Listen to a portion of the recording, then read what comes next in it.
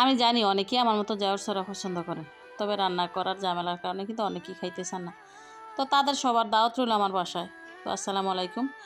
নিশ্চয়ই আল্লাহর রহমতে সবাই ভালো আছেন। আলহামদুলিল্লাহ আমিও ভালো আছি। তো এই তো আজকে সকালবেলায় জাউর সরা রান্না করতেছি। তো আসলে আগে না আমিও রান্না করতে চাইতাম না, আমার একটু ঝামেলা ঝামেলা মনে হইতো।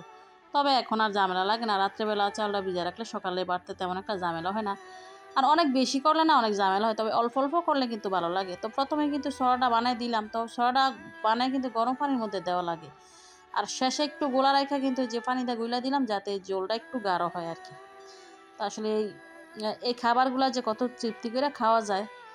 তো এক সময় ভালো লাগতো না, কখনো মুখে দিয়েও দেখতাম না। তবে দেখেন বয়সের সাথে রুচি কতটা চেঞ্জ হয়েছে যে এখন এগুলোই ভালো লাগে। তো রাত্রেবেলা আমার এক বাতিজা কিছু মাছ দিয়ে গেছিলো। তো মাছগুলো একদম তাজা ছিল।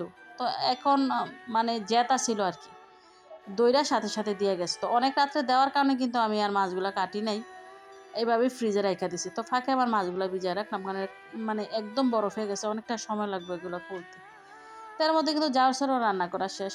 মানে রান্না করতে কিন্তু একদমই যাবে না, একটু লবণ দা শুধু রান্না করলেই হয়। তো কেউ একটু পাতলা খায়, কেউ বা একটু গাঢ় খায়। তো একটু ঝোল ঝোল হইলে মনে হয় আমার খাইতে ভালো লাগে। আর এগুলা খাইতে তো ভর্তা লাগে, হয়তো মরিচের ভর্তা নয়তো শুটকির ভর্তা। তো মরিচের ভর্তা থেকে কিন্তু সাথে কয়েকটা শুটকি দিয়ে ভর্তা করলে ভালো হয়। তো দেখেন একটু টাইলা নিমু।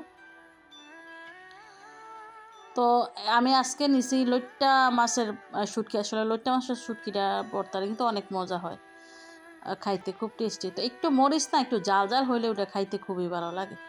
তো দেখেন ভর্তাটাও করে নিলাম। আর একটু পার্সেল করলাম সাথে, কারণ ভিডিও দেখার মানুষ অনেক আছে, এটা আমার বাইরের জন্য। যদি না পাঠাই তাইলে ভিডিও দেখে বলবো যে তুমি রান্না করে খাইছো, আমার এখানে দেওয়া নাই। আসলে পছন্দ করে তো এই কারণে একটু পাঠাই দিলাম, যেহেতু বাড়ির কাছে। তো এই তো মাছগুলো কিন্তু কাইটা নিতেছি। আর এই যে শোলটা কি মাছ, আসলে এগুলো দেখলে মনে হয় যে আগে লাউয়ের কথা। তো লাউ তো এখন আসলে এখন সবজি খুব পাওয়া যায় আমাদের দোকানের কাছে, সকালবেলা খুব সুন্দর কচি লাউ পাওয়া যায়। তো আজকে এই যে মাছ আনছে, আজকে কিন্তু আমি লাউ দিয়ে রান্না করবো।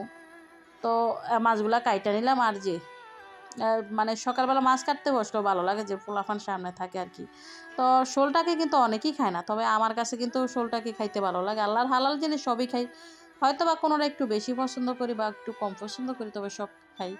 অনেকে দেখা গেছে এগুলো একদমই খায় না। তবে টাকি মাছের ভর্তা, টাকি মাছ বাইঙ্গা যদি টক রান্না করা হয় জলফাই দিয়ে, মানে লম্বা টক যেটা বলে আর কি, জোল জোল করে ওটা খাইতেও কিন্তু ভালো লাগে। তো এই তো খাওয়া দাওয়ার আগে কিন্তু একবার সকালের নাস্তার আগে একবার প্লেট বাটি ধুইছি, এখন আবার ধুইতেছি। তো এই তো জীবন মানি রান্নাঘর আর প্লেট বাটি ধোয়া। তো ভালো থাকবেন সবাই, ধন্যবাদ সবাইকে, আল্লাহ হাফেজ।